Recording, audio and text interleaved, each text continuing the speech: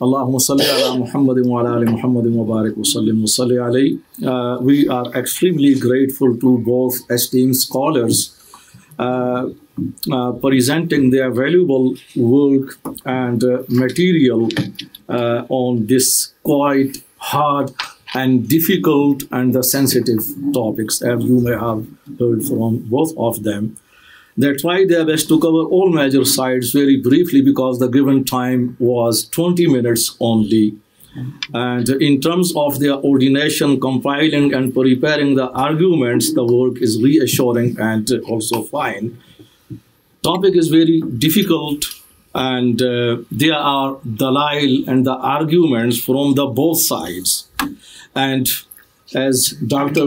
Ali Raza Bhojani, he has mentioned at the very beginning, the major objective of this forum is we don't debate here, but we have dialogue to understand each other precisely and sincerely, and to remove the misconceptions, misunderstandings, and find out. We discussing here ikhtilafat, sensitive issues, and he has given the list of the all issues for the last 5 years we have discussed. And I do believe that this topic is more sensitive and the hard, because within Shia sources, they are contradicting riwayat. With Sunni sources, they are also contradicting. I'm going to deal with it very soon, very shortly about it. So our purpose is to build the mutual understanding, working together, removing, dissipating the misconceptions and controlling the hatred, and at least keeping the ikhtilafat within the prescribed limits. And we also offering the solution for the ummah outside. They are disputing, fighting, killing each other over the same issues. Because if you don't have the dialogue and the process and the forum of removing the misconceptions, then there are problems and there are troubles. According to Urdu poet, dilon ki uljane badhti rahengi agar kuch mashware baham na honge. The problems of your heart and your mind will be increasing and increasing if there are no dialogues, no sitting, no process solving the problems. Teri mehfil mein lekin hum na honge. Right. So now coming to the areas of the questions, just I have to explain to you the areas of the question. Please, you have to confine yourself to the topics, and these are the major areas must be covered in order to complete the subject.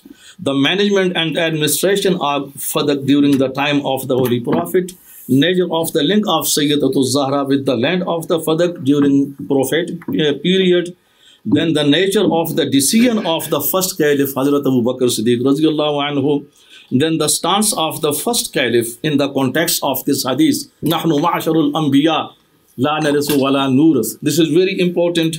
Stance of Sayyidatul Zahra, refuting this hadith in the light of the verses of the Holy Quran. You know, this is very important. The management of the Fadak in the subsequent periods, this is very important. This is very subsequent periods of Banu Umayyah, Banu Abbas. So these are the major areas, and we need to be covered, question and the answers. That's all from me. Thank you. Thank you so much. Okay, so I can already see people who are asking to contribute. And I'll just remind us that we please try to keep our contributions short and focused on the topic at hand. And inshallah, we will hear and benefit from many of our thoughts and ideas and insights, inshallah. So if I can just get a sense of people who wanted to contribute. I had been, Sheikh Arif, I'll ask for your apology, because in the last gathering, I very much wanted to hear Mufti Farooq speak, but he refused, actually. And today he has kindly gestured towards me that he's ready. So he has to do qadha from last time. So we will give Mufti Farooq the first opportunity. Bismillah ar-Rahman ar-Rahim. Alhamdulillah Rabbil Alameen. Wassalatu wassalamu ala ashrafil anbiya wal mursaleen.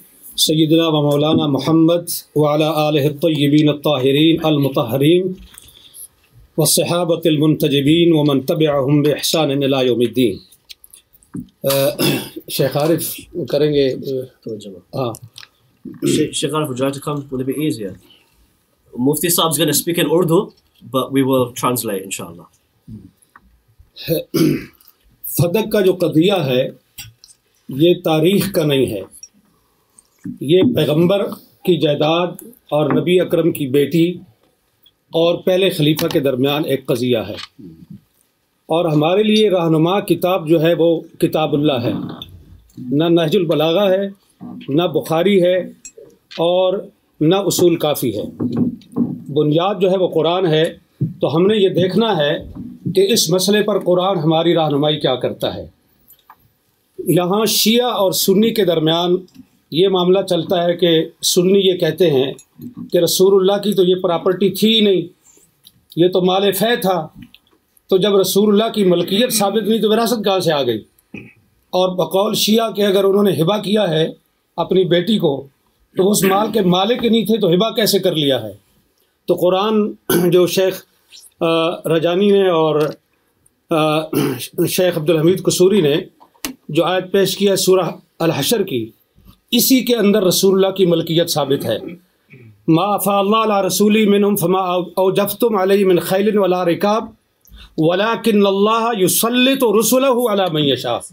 میرا point یہ ہے، یسلط رسلہ، تسلط کیا ہے؟ علماء بیٹھے ہیں وہ کریں گے، علماء بیٹھے ہیں وہ جانتے ہیں کہ تسلط کیا چیز ہوتی ہے۔ تو یہ تسلط کا جو لفظ ہے یہ پیغمبر کی ملکیت کو ظاہر کر رہا ہے۔ ایک یہ پہلا پوائنٹ ہے۔ دوسرا یہ ہے کہ کیا نبی کی وراثت ہوتی ہے یا نہیں؟ یوصیکم اللہ فی اولادکم للذکر مثل حظ الانثیین، سورہ نساء کے اندر اللہ رب العالمین نے یہ بتا دیا ہے کہ تمام امت کی، تمام مسلمانوں کی وراثت ہے، اور اس کے اندر وَلِكُلٍ جَعَلْنَا مَوَالِيَ مِمَّا تَرَكَ الْوَالِدَانِ وَالْأَقْرَبُونَ۔ وَلِكُلٍ، یہاں وَلِكُلٍ کا جو لفظ ہے یہ میرا پوائنٹ ہے کہ ہر ایک کے لیے ہم نے وراثت مقرر کی ہے، وراثت کا قانون ہم نے طے کر دیا ہے۔ اب یہ چاہیے کہ رسول اللہ کی اگر وراثت نہیں ہے، وہ اس وَلِكُلٍ جَعَلْنَا کے اندر شامل نہیں ہیں، تو قرآن کو بتانا چاہیے، کوئی آیت قرآن کی ایسی ہونی چاہیے کہ جس کے اندر رسول اللہ کو مستثنیٰ کیا گیا ہو کہ ساری امت کی وراثت تو چلے گی قرآن کے اس قانون کے مطابق، لیکن پیغمبر کی وراثت نہیں ہوگی، اس کی نہیں چلے گی۔ تو لہٰذا قرآن کریم کے خلاف ہے یہ چیز کہ رسول اللہ کی وراثت نہیں تھی، اور قرآن نے ان کو یہاں سے خارج نہیں کیا۔ اب حضرت ابو بکر رضی اللہ عنہ نے حضرت فاطمہ کے کلیم کو رد کرنے کے لیے جو روایت پیش کی، بخاری میں بھی ہے، مسلم میں بھی ہے، دوسری تمام شیعہ کتابوں میں بھی ہے اور سنی کتابوں میں بھی، اس کے اندر 3 پوائنٹ ہیں۔ ابھی دونوں علماء نے، دونوں اسکالرز نے وہ حدیث پیش کی ہے، میں اس کی تفصیل میں نہیں جاؤں گا، وقت کم ہے۔ اس کے 3 اجزاء ہیں۔ پہلا جز یہ ہے کہ انبیاء کسی کے وارث نہیں ہوتے، یعنی وہ اپنے والدین کی وراثت نہیں لیتے۔ دوسرا پوائنٹ یہ ہے کہ انبیاء کی وراثت نہیں ہوتی، ان کا کوئی رشتہ دار اور ان کے کوئی قریبی جو ہیں عزیز، وہ ان کی وراثت نہیں لے سکتے۔ اور تیسرا پوائنٹ یہ ہے کہ جو کچھ انبیاء چھوڑتے ہیں وہ صدقہ ہے۔ اب یہاں سوال یہ ہے کہ انبیاء کی وراثت نہیں ہوتی، تو رسول اکرم صلی اللہ علیہ وآلہ وسلم نے اپنے والد گرامی حضرت عبداللہ بن عبد المطلب کی وراثت لی ہے۔ اس میں 3 چیزیں تھیں۔ ایک وہ ان کا مقام تھا جو ان کا آبائی مقام تھا، دوسرا ام ایمن جو لونڈی تھی، اور تیسری چیز جو ہے وہ تلواریں اور اونٹنی تھی۔ بعض کہتے ہیں 1 سے زیادہ اونٹ تھے، بعض کہتے ہیں 1 تھے، چلو ایک ہی صحیح، ہم ایک ہی پر اکتفا کرتے ہیں۔ تو یہ وراثت تھی رسول اللہ کے والد کی۔ رسول اللہ نے یہ وراثت اپنے والد سے لے لی، تو یہ کیسے وہ کہہ سکتے ہیں کہ انبیاء وراثت نہیں لیتے؟ آپ بچپن میں وراثت لے چکے، اور نبوت ملنے کے بعد آپ نے کہا ہم کسی کے وارث نہیں ہوتے۔ یہ دونوں باتیں ایک دوسرے کے متضاد ہیں، یہ قول اور یہ عمل، یہ دونوں ایک دوسرے کے خلاف ہیں۔ تو رسول اللہ نے اپنے والد کی وراثت لی ہے، لہٰذا یہ بات درست نہیں کہ انبیاء کسی کے وارث نہیں ہوتے۔ دوسری چیز ہے کہ انبیاء کی اولاد جو ہے اس کی کوئی وارث نہیں ہوتی، وہ وارث نہیں ہوتی، تو وہ وارث سلیمان و داؤد. اور حضرت زکریا علیہ السلام نے جو کہا کہ انی خفت الموالی من ورائی، یہ علماء کے لیے یہ لفظ جو ہے یہ قابل غور ہے اہل علم کے لیے، کہ حضرت زکریا یہ کہہ رہے ہیں کہ انی خفت الموالی، میں موالی سے ڈرتا ہوں، مجھے ڈر ہے، اس لیے میں تجھ سے مانگ رہا ہوں کہ مجھے ایک وارث چاہیے. اب یہاں جو سکالر یہ فرماتے ہیں کہ یہ وراثت علم کی وراثت تھی، نبوت کی وراثت تھی، تو خفت الموالی کو آپ کہاں لے کے جائیں گے؟ کیا حضرت زکریا کو اپنے موالی سے یہ ڈر تھا کہ وہ میرا علم چھین لیں گے، میری نبوت چھین لیں گے؟ انہیں ڈر اس چیز کا تھا کہ جو میری پراپرٹی ہے اور جو میری جائیداد ہے، میرے بعد میرے موالی اس پہ قابض ہو جائیں گے، اور اس لیے انہوں نے یرثنی و یرث من آل یعقوب یہ انہوں نے مانگا. اور اسی چیز کو حضرت فاطمہ نے حضرت ابو بکر کے سامنے یہ پیش، وہ صحیح معنوں میں موالی تھے، ہماری پنجابی زبان میں موالی کہتے ہیں، موالی لو. مفتی صاحب ذرا سے اگر خلاصہ کر سکے. جی بالکل خلاصہ کر. پچھلی ساری کتاب تو گزارش یہ ہے کہ یہ ہے قرآن، اور یہ کہہ رہے ہیں ڈاکٹر علی کے وقت نہیں ہے تو میں اس کو مختصر کرتا ہوں، صرف تاریخی لحاظ سے ایک چیز پیش کر کے، کہ حضرت ابو بکر اور حضرت عمر کے دور میں گورنمنٹ کے قبضے میں رہا فدق. حضرت عثمان نے سارا مروان کو بخش دیا. اگر مسلمانوں کی پراپرٹی تھی تو تیسرے خلیفہ کو یہ حق کس طرح تھا کہ وہ مروان بن الحکم کو سارا دے دیں؟ پھر حضرت عثمان کے بعد امیر شام معاویہ بن ابی سفیان کا دور آیا. انہوں نے حضرت عثمان کے بیٹے اور حضرت اس کو مروان کو اور اپنے بیٹے کو، ان تین کے درمیان فدق کو تقسیم کیا جناب معاویہ بن ابی سفیان نے. عمر بن عبدالعزیز آئے، انہوں نے یہ، اور پھر مروان نے یہ جائیداد وراثت کے طور پر اس کی اولاد کو پہنچی، عبدالعزیز بن مروان کو، اور اس کے ذریعے سے حضرت عمر بن عبدالعزیز تک پہنچی. عمر بن عبدالعزیز نے سارا فدق جو ہے وہ اولاد فاطمہ کو واپس کیا، یہ کہہ کر کے کہ یہ ان کا حق ہے، ان کے ساتھ زیادتی ہوئی ہے. اب سوال یہ ہے کہ فیصلہ حضرت ابو بکر کا درست تھا، فیصلہ حضرت عثمان کا درست تھا، فیصلہ عمر بن عبدالعزیز کا درست تھا، اور اس کے بعد کی تاریخ انہوں نے بتا دی. یہ مامون الرشید تک پہنچتا ہے، اور مامون کے بعد پھر حکومت کے قبضے میں آیا، اور پھر آج تک بنو فاطمہ کو وہ واپس نہیں مل سکا. تو یہاں میرا پوائنٹ یہ ہے کہ یہ جو حدیث پیش کی جاتی ہے یہ قرآن کے خلاف ہے. اہل سنت کے محدثین کے اصول کے مطابق قرآن پر پیش کرو، درایت پر پیش کرو. اگر اس لحاظ سے روایت ٹھیک ہے تو قبول کی جائے گی، ورنہ اس کو رد کیا جائے گا. بخاری کے اندر روایت آنے کا یہ مطلب نہیں ہے کہ ہم اس کو آنکھیں بند کر کے قبول کر لیں. یہ روایت قرآن کے شرعین خلاف ہے. بسم اللہ الرحمن الرحیم. السلام علیکم ورحمۃ اللہ وبرکاتہ. Mufti Sahab presented a very eloquent case, and I shall give a gist of what he was saying and the main points that he has discussed. Mufti Sahab does not feel that Fadaq can be resolved through a historical debate. He feels that Fadaq is a dispute about the inheritance of the Prophet and how to deal with the inheritance of the Prophet between the first Khalifa Abu Bakr and Lady Fatima. He says the real source that needs to be referred to with regards to resolving this issue is the Quran itself. The Sunni talk about Fadaq being inheritance, whereas the Shia talk about it as being gift, and Sunnis say it cannot be a gift, it has to be inheritance, and that's the only way we can look at Fadaq. But Mufti Sahab is saying it cannot be inheritance, and we refer to the verse of the Quran of Surah Hashr, وَلَكِنَّ اللَّهَ يُسَلِّطُ, Allah subhanahu wa ta'ala gives ownership to whatever He wants to His messengers. And ownership here means personal ownership and belonging of the one to whom ownership is being given. Now, if we were to then disclaim the ownership and gifting of Fadl to Bibi Fatima, as is the claim of the Shia sources, and if we go towards it being inheritance, then even then, the issue of inheritance has been decided by the Quran. The Quran is saying, لِلذَّكَرِ مِثْلُ حَظِّ الْأُنثَيَيْنِ. The male shall have two portions of the inheritance of a female. And again, the Quran is saying, and for everyone we have made their inheritors. Now, this is a general verse of the Quran.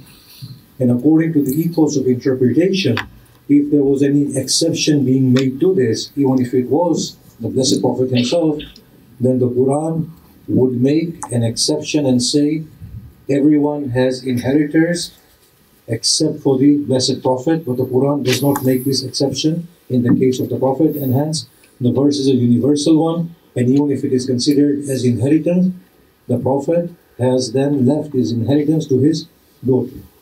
Now, Khalifa Abu Bakr rejects the whole idea of the inheritance of the Blessed Prophet by quoting the hadith that we, the group of messengers, do not inherit and we are not inherited.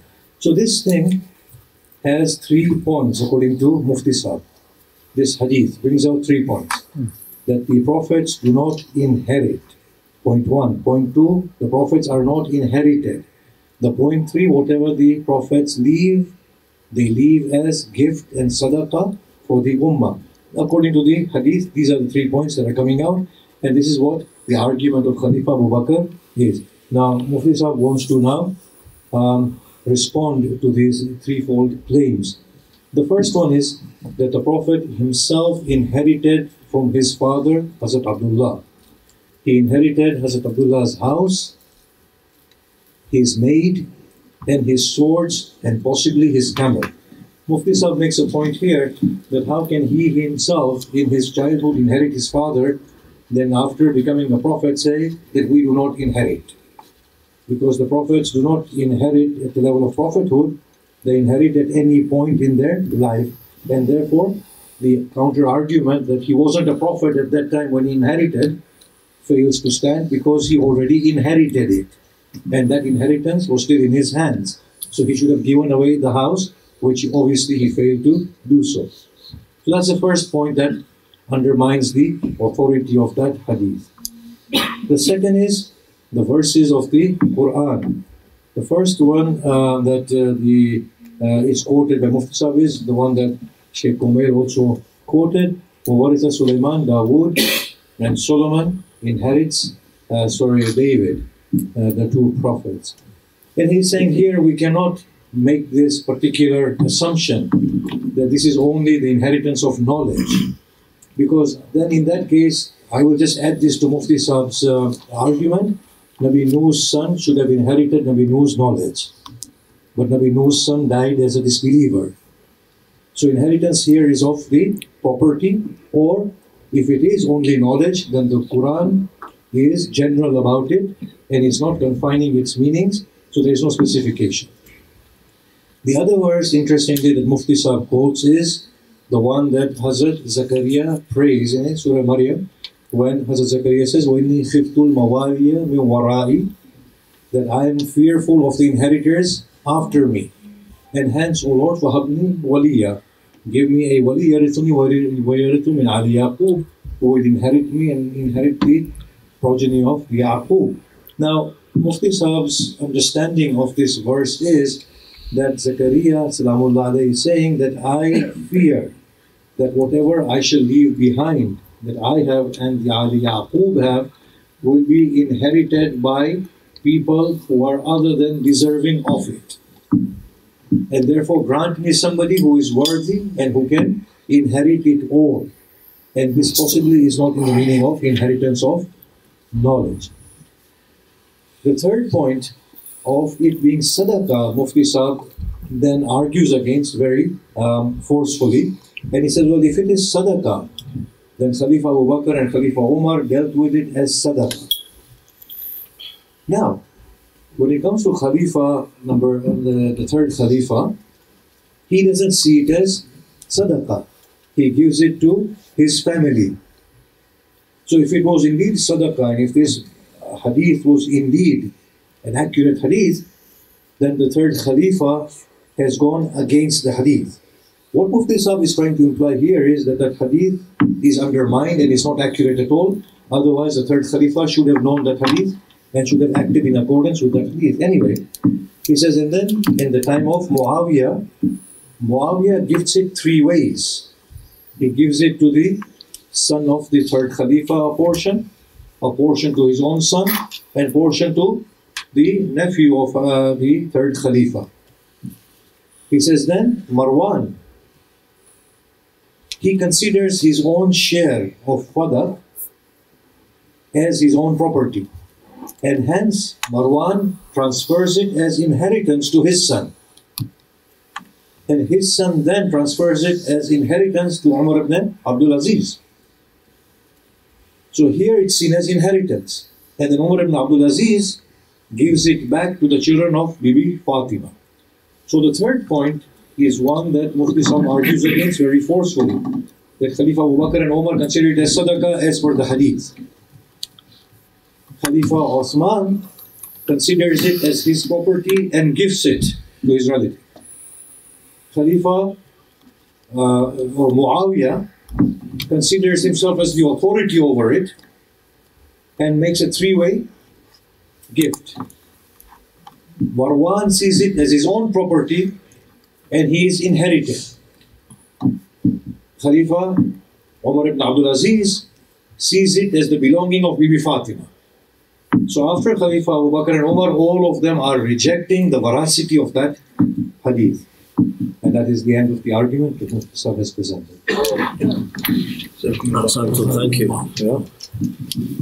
Okay, so I think it's a very important contribution. So it was worth taking the time over. Now I have to ask people to respect their time and please keep their comments very short. Sheikh Abu Jafar, please. Bismillahirrahmanirrahim. Assalamu alaikum wa rahmatullahi wa barakatuh. I will briefly first concerning the second speaker, Brother Kumail. وَآتِ ذَا الْقُرْبَ حَقَّهُ. There is a Tafsir al-Baydawi. He mentioned that he's aqarib of Rasulullah. It's belong to the relatives of Rasulullah. So al-Qurba here, the Qurba means the Qarabat Rasulullah according to Imam al-Baydawi. This is a point. So the Ahl-Sunnah also, they have hinted about it. Concerning the question of the verse in question, concerning taking of Asra, as has been mentioned by the second speaker, I think there is a verse in the Holy Quran which speaks about the verdict of Rasulullah concerning the Asra. So there was no need of making the shura between the companions, because the verse in question, it says in Surah 47, verse 4, فَإِذَا لَقِيتُمُ الَّذِينَ كَفَرُوا فَضَرْبِ الرِّقَابِ حَتَّى إِذَا اتَّخَذْتُمُوهُمْ فَشَدُّوا الْوَثَاقَ فَإِمَّا مَنَّا بَعْدُ وَإِمَّا فِدَاءَ. So Allah gave the solution already. So the Holy Prophet could have never making any shura concerning taking Asra. Also in Surah Ad-Dahr, it says, وَيُطْعِمُونَ الطَّعَامَ عَلَى حُبِّهِ مِسْكِينًا وَيَتِيمًا وَأَسِيرًا. So the captive should not have been killed at all, because he's supposed to be taken and given the same food that we eat. So the question that the Holy Prophet consulted the companions, and Omar wanted those captives to be killed, and the verse was revealed to support the verdict of Omar, I think this is not correct. This is my two points. Thank you very much. Assalamu alaikum. Do you want to have a... Very quickly, I'm more interested in primary sources. Baydawi is in 7th century, so from where he would be quoting, I would seriously, that's the same like Ibn Maysam al-Bahran, 7th century, that's very late. So I would be more interested to look in the primary sources where this would have occurred. And to the best of my knowledge, there are no primary sources in Sunni literature which could allude to this point. I'd just like to ask the question. Before I came to this meeting, I wasn't in the understanding that all of Ahl Sunnah wal Jama'ah, the vast majority, if not all of the scholars, were agreed with the ijtihad of Abu Bakr. Are you aware of any Sunni scholars who weren't in agreement? First point. Second point, with regards to Imam Janbaz's opinion about the weakness of the hadith in front of the words. In a book called Irshad al-Fahul by Imam Shawkani, he actually said, I'm just quoting if you bear with me a second, that they differed as to whether it is possible for a text of the Quran to be made specific on the basis of ahad reports. The majority of the view that it is possible in all cases. Okay, so I think that's a question maybe to our Sunni colleagues here. Maybe Mufti Farooq wants to respond, or do you have? It's the question. So the one question which is raised: is there any views amongst the Ahlul Sunnah the opinion of Abu Bakr here, or his ijtihad was incorrect? Okay, please. بسم الله الرحمن الرحيم والصلاة والسلام على أشرف المرسلين سيدنا محمد عليه وعلى آله أفضل الصلاة والتسليم. It would just to answer this question, just because there was a point that was raised by Mufti Farooq and by the doctor when he gave his presentation about is it a historical matter or is it like a matter of fiqh? So to answer this question, like if we look at maybe like not very primary sources, but to the fiqh of Imam Abu Hanifa and Imam Shafi'i, when they took this matter as a fiqh matter, not a historical matter, Imam Ahmad and a group of the fuqaha agreed with the decision of Abu Bakr radiallahu anhu. They agreed with the decision from a fiqh perspective because they see that even if the verse says it uses the word taslit, like sallata yusallit, they say it does not mean ownership. It gives authority over something. There's a difference between the ownership when you have the ownership of something that you can manage it and do like manage it according to what Allah subhanahu wa ta'ala asks you to. So Imam Ahmad and some of the fuqaha look at the ownership from that aspect, that it was the ownership of dealing with it, rather than having so they say that the Prophet Muhammad sallallahu alayhi wa sallam, he managed it according to what Allah subhanahu wa ta'ala revealed to him. Imam Shafi'i and Imam Abu Hanifa and an opinion of Imam Malik, they see that the ownership was an actual ownership. So they didn't argue or talk about the matter from a historical perspective or the authenticity of the hadith or rather, but they looked at it as it was an actual ownership. The Prophet Muhammad sallallahu alayhi wa sallam owned it, and he had the right to do whatever he wanted. It wasn't that he was a guardian over it. So from that aspect, from a fiqh aspect, from a legal point, so there was even in Ahl Sunnah there was a disagreement between the four main fuqaha of Ahl Sunnah regarding this matter. But that wasn't my question. My question was, are there any ulama in Ahl Sunnah wal Jama'ah who believe that the ijtihad of Abu Bakr was wrong? Again, that's what I was saying. They didn't argue it from that, like what Abu Bakr did was right or wrong. They argued it because if I say to you that Imam Shafi'i considers the ownership of the Prophet Muhammad sallallahu alaihi wasallam owned it fully, so indirectly that ijtihad of Abu Bakr falls within the Imam of Ahmad ibn Hanbal rather than Imam Shafi'i and Imam Abu Hanifa. So they didn't talk about it directly that his ijtihad was right or wrong, but that was their opinion.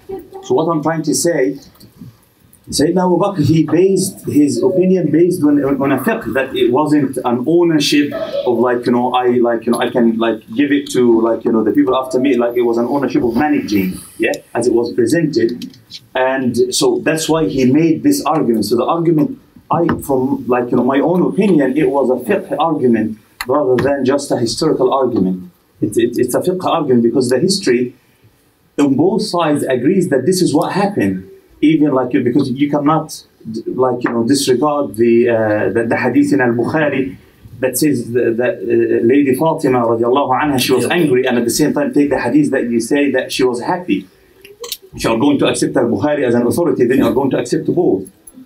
Yeah, so my point that yes, the reports coming from Ahl Sunnah wal Jama'ah seem to be unanimous, that they agreed with the ijtihad of Abu Bakr, as in they don't believe he committed an act of sin or an act of misjudgment. Again, first thing. Yeah. Second thing, regarding the hadith that you just quoted from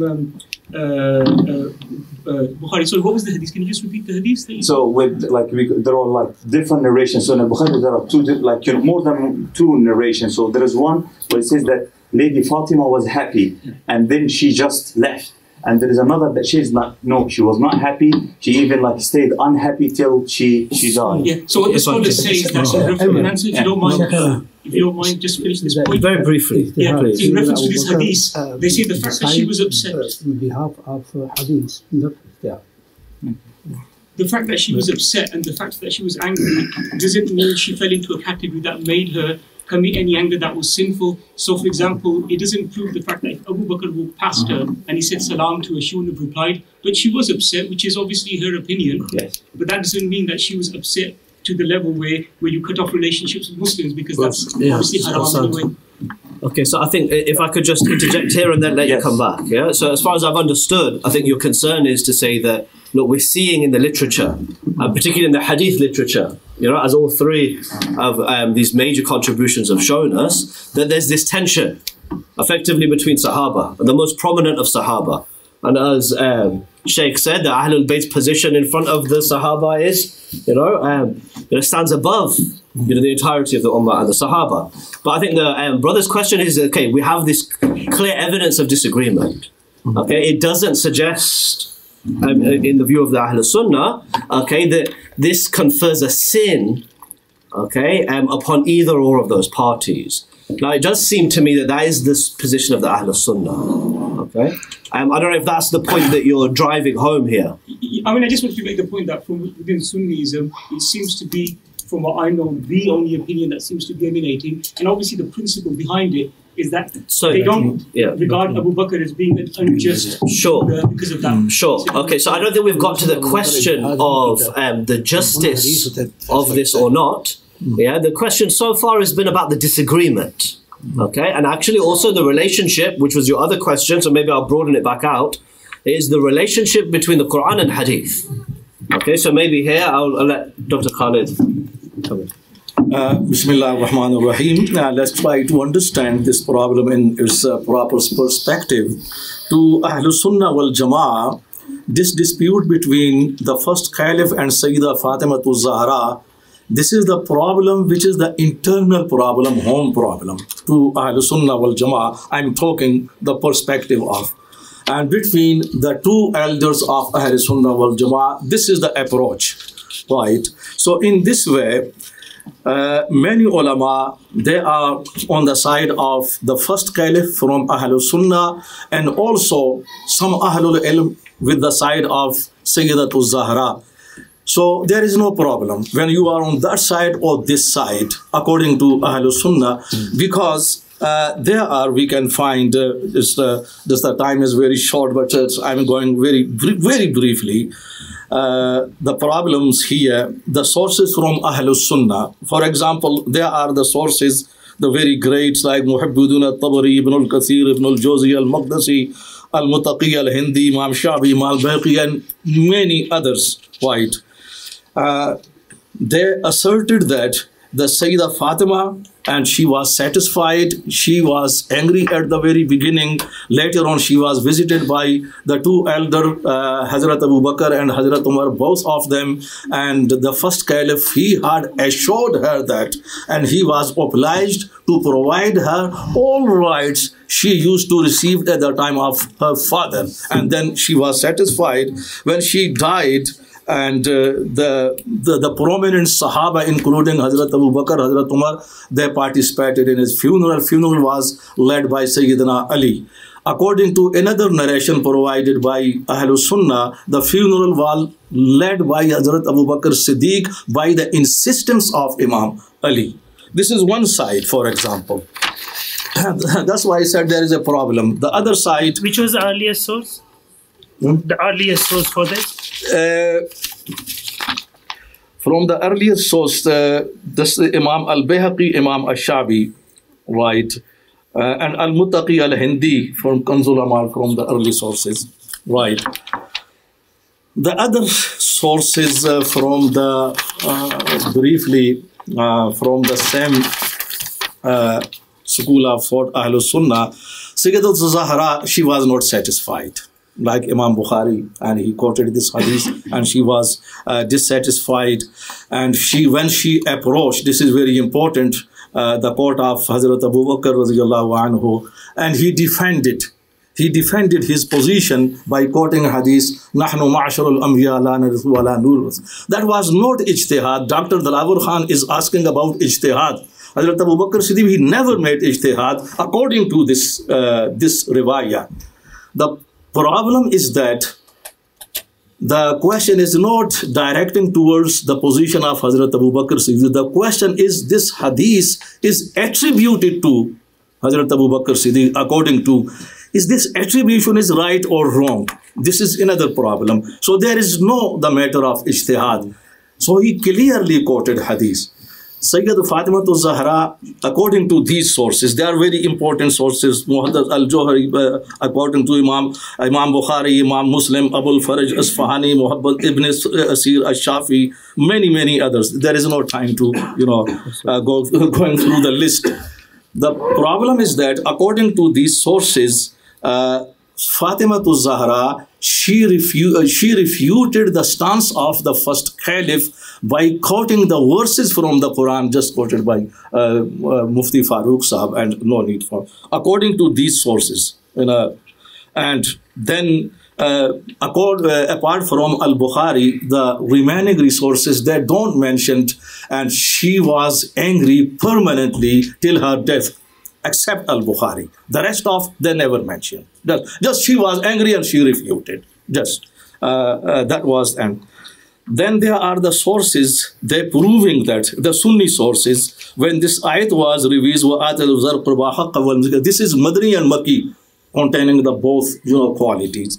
Then Nabi alayhi salatu wasalam, he called his daughter Fatima and he gave her al-Fadak. Right, according to all these respected, Sunni sources, there are Tafsir Khazin, Tafsir Saleh, Ibn Jarir al-Tabari, Imam Suyuti, Tafsir Dur Mansur, Tafsir Fatul Qari, Tafsir Mazhari, etc., etc. So this is the problem. As you mentioned, the problem within the Shia sources, well, some Shia sources, Ibn al-Hasam, Ibn Maytham and some others, they are on this side, and she was satisfied. So the major point is that we have to concentrate on the stance of Hazrat Abu Bakr as has been attributed to him, and the refutation from Sayyidatul Zahra basing on the Quran. For example, this hadith is contradictory to the verses of the Quran. Suppose even if Sayyidatul Zahra, she never mentioned any of these verses of the Quran. She just, refuted, no, you are wrong, Khalifa, you are wrong. And she never said anything else. Still for us problem today. When we're going through the Holy Quran, question is still there, contradicting this hadith and this stance. Right? So that's why what I said at the very beginning, this is the conclusion, within Sunni circle, we take this problem as the dispute between our elders. Two elders, mom and father. Sayyidatul Zahra highly regarded as Sayyidatul Nisa. Hazrat Abu Bakr Siddiq as Khalifatul Rashid, highly. So there is no problem within Sunni circle. And if we believe the stance of Sayyidatul Zahra, this is more strong because of the verses of the Quran comparing to the position of Khalifa Abu Bakr, because we have done the same with the remaining Sahaba. For example, we prefer the opinion of Hazrat Ibn Umar over the opinion of his father Umar bin Khattab on the issue of Hajj Tamattu. And the opinion, ijtihad of Hazrat Umar was rejected in favor of his son Hazrat Ibn Umar. And the ijtihad of Hazrat Abu Bakr was rejected in favor of Hazrat Ubay bin Ka'b, Ibn Masud. This is on the record. Right. So this is very common we have done. Ijtihad of Ibn Abbas is preferred over many other Sahaba. Ijtihad of, for example, many Sahaba preferred over other Sahaba. So the position of Hazrat Umar Farooq Raziyallahu Ta'ala anhu, being as Khalifatul Rashid, had never been degraded by preferring the opinion of his son over him. Dr. Rawat Sahab, because there are many other people, according to according to the rules and the regulations, you should wait and be patient. Be patient. Thank you. And that's all from me. This is no problem for Ahl Sunnah wal Jama'at. The problem is from Ahlul Shia, because this is very serious problem. When we debating with each other, then this is a big problem. Thank you. Okay, I'm going to bring in some other voices. I promised Sheikh Arif he was going to he just gave a translation, and we've sidelined him. So please, and then I'll bring some other voices in, inshallah. And we only have a few minutes left as well, actually. Yeah, thank you. Now, I want to point out three things to both you gentlemen, and thank you very much for wonderful contributions and beautiful, mature gathering. And then maybe draw attention to something else. So the decision of Khalifa Abu Bakr and the whole of this issue is based on 3 points. The first one is that Khalifa did ijtihad.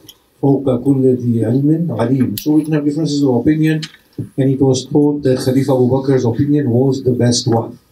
Now this verse is obviously referring to Allah. فوق كل ذي علم عليم. Alim is only Allah, not a human being. That's the first thing we need to be mindful of. The second thing is that in that case, the third Khalifa said, my ijtihad is better than Abu Bakr's ijtihad. Can you see this? So if Khalifa Uthman has accepted Khalifa Abu Bakr's ijtihad at the time when Lady Fatima was asking for Fadak, he said, Khalifa Abu Bakr knows best, and his ijtihad is best. But when it comes to his own time, he rejects Khalifa Abu Bakr's ijtihad. So that point 1 doesn't work as a justification for me. First, the verse is about Allah, and secondly, the one who accepted it after 20 years rejects it, or after 15 years rejects it. The second argument about the hadith. Now obviously the ulama have pointed out that Khabarul Ahad cannot undermine the Quran. Here it is not. It is a question of not only takhsis, which people say that it's doing takhsis of the umumat. It is actually rejecting the verse altogether because it is going against a clear verse of the Quran. لِلذَّكَرِ مِثْلُ حَظِّ الْأُنْثَيَيْنِ. So this is not takhsis. The takhsis is when something is removed that is not in the Quran. This is actually removing the extension that the Quran is mentioning very clearly. So the hadith is in conflict with the saraha of the Quran.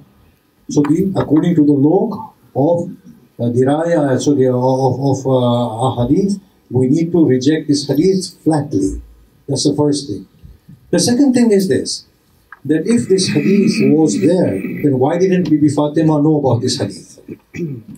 If the wives of the Prophet understood this hadith, then why didn't the Sayyidatu Nisa'il Alameen, who is living with the Prophet, who has grown with the Prophet, who has seen the wahi coming to the Prophet, who has heard the Prophet speak, why doesn't she know of this hadith? So again, it's problematic on that front as well. The third issue as justification is that Bibi Fatima was happy with the decision of Khalifa Abu Bakr.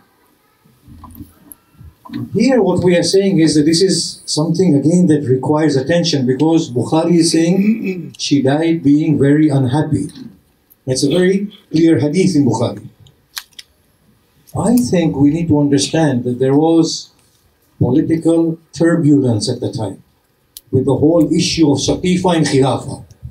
And this was in that time, because she died within 2 months or 3 months, right? There was this huge dispute, and we need to look at the issue of Fadak in the context of that huge political dispute that was going on. And there is something far more to Fadak than what is being offered from its historical perspective in isolation of that political dispute. You have both quoted verses of the Quran and later historical sources. But immediately what we do know without fail is that there was a dispute over Khilafah. And in the context of the dispute of Khilafah comes Fadak. So I'm just saying and asking the ulama to rethink this issue from the perspective of the dispute of Khilafah. Bismillahir Rahmanir Rahim. First of all, thank you for correcting, Sheikh. This verse is about Allah subhanahu wa ta'ala. And secondly, I didn't understand if there is any question, to be honest. No, there was no question. Only just making comments. comments. Yes, only comments. So I think it's a very good advice that the matter should be reconsidered in the context, particularly the environment. It was happening soon after. So you cannot take that out, of course. But again, I will focus on that one particular thing.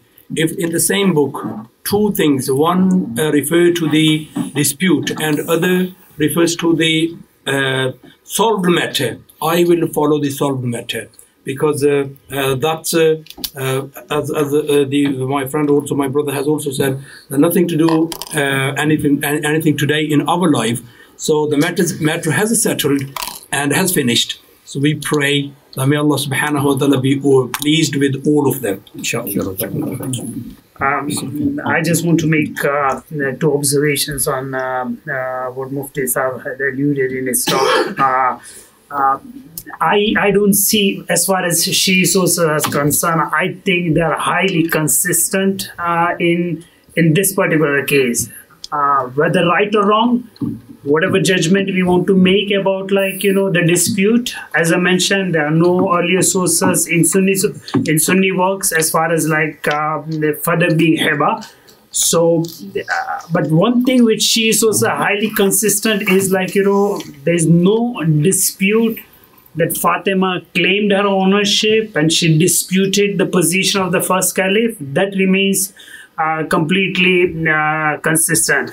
As far as Ibn Maysam Bahrani is concerned, as I mentioned, we need to read the full section of what Bahrani says, and it's very clear in the rest of his sections. Well, he mentions the Sunni source, as I mentioned, Ibn Adi mentions from Shia sources, as Bayzawi and others, Abul Faraj al-Isfahani, they would quote, being Sunni, they would quote Shia position, as well as when it comes to Ibn Maysam Bahrani, we can't be selective, right? Sorry, so I would, yeah. I'm so sorry, but I know we're going to conclude, and I just wanted to get something in because I thought I'm really curious how Can I let him finish and then I'll come to you? Yeah.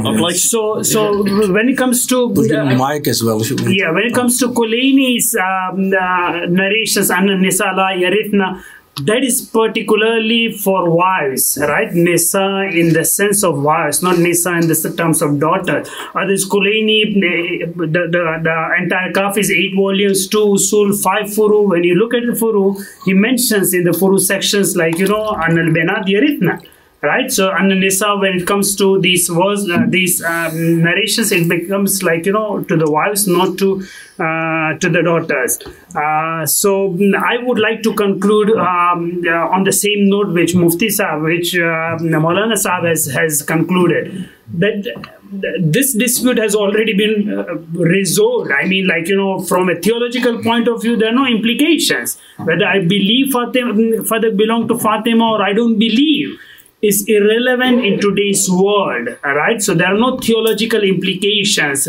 One doesn't become non-Shia, or one doesn't become Sunni, or one doesn't become non-Sunni, irrespective of whatever position he or she would held in this particular case.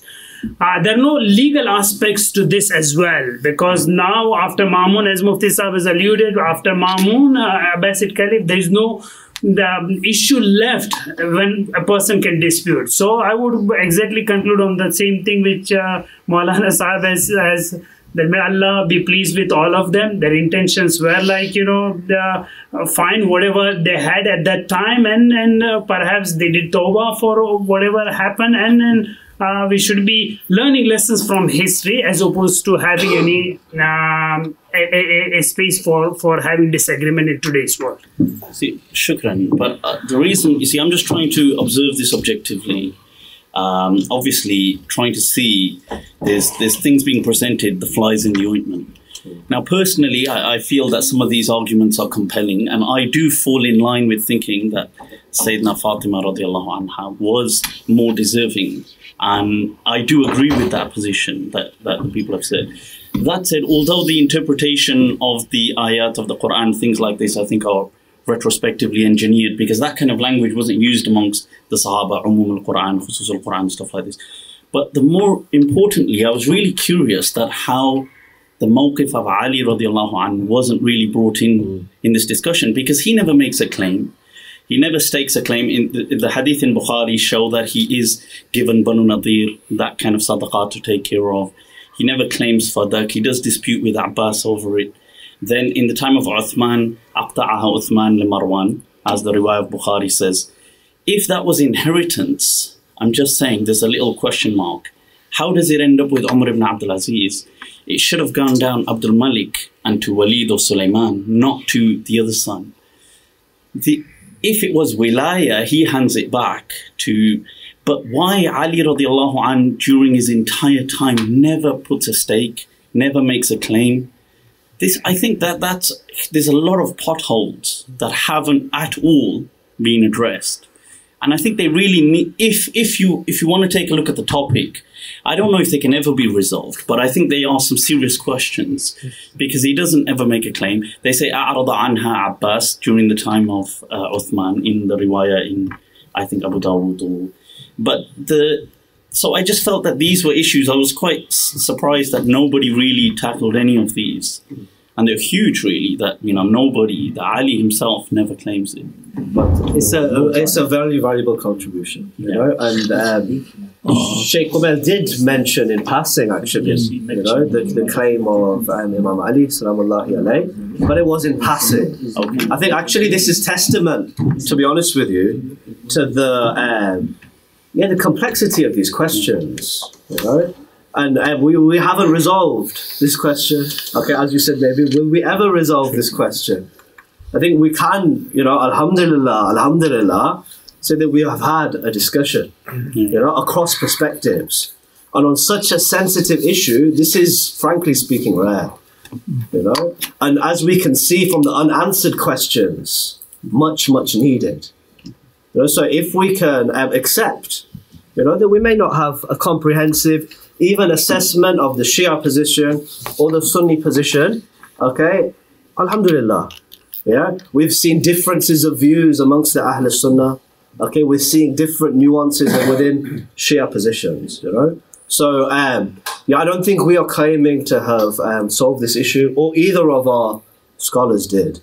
And I'm grateful for everybody's contributions. I sincerely seek the forgiveness of those who I haven't given an opportunity to speak fully.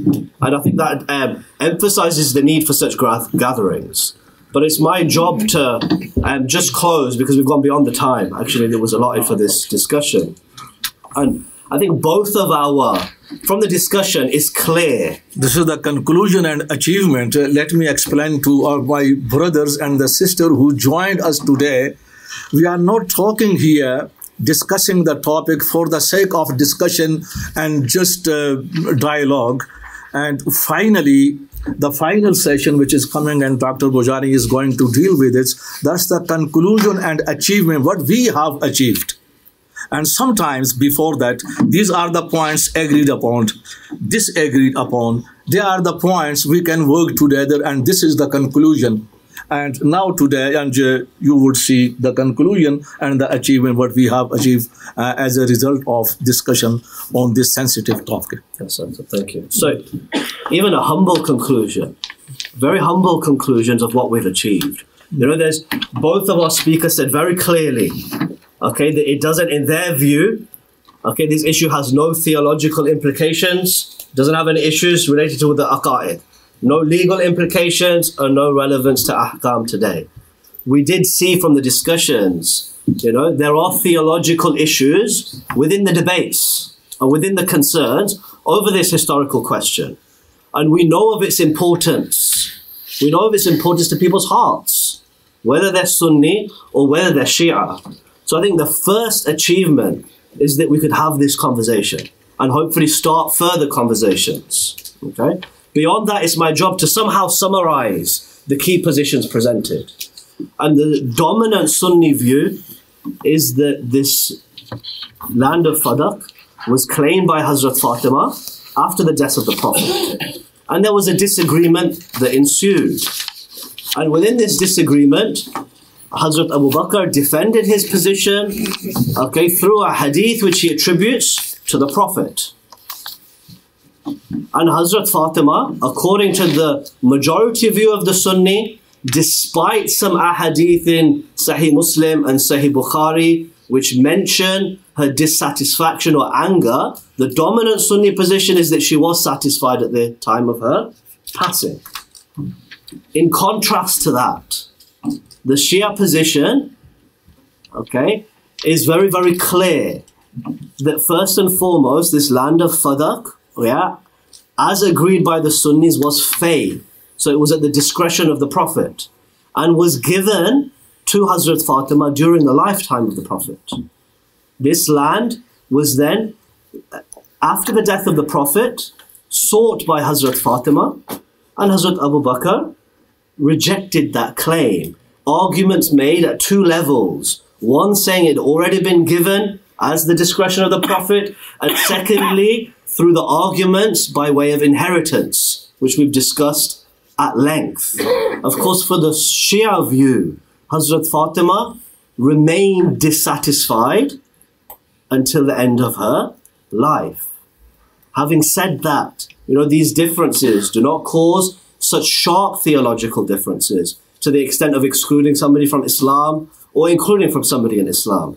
As we've seen here, this discussion can be done with dignity and with etiquette, without cursing, without abusing, without calling sin, or claiming their sin on either part. And this ethic is something which is much, much needed. Of course, the case of Imam Ali is important in many, many respects, because we see despite this, his attitude of practical engagement, okay, with the Muslims, as part of the Muslims after this incident, is of course for us a model for the cooperation between Shia and Sunni and all of the madahib of Islami, okay, today and hopefully going forward. So on that note, I thank you all, and I will ask Mufti Saab to end. Just an announcement about... yes, we have food and Salat. Thank you so much. The logistics are very important. There is food, inshallah, next door. Okay, after food, there will be Salat al-Isha, and there's also feedback forms, okay, in front of you. Yeah, and this is a burden, but it will be a gift for us, a barakah for us, that we can take it forward and hopefully try to implement your feedback. So if you do, we'll be very grateful for it.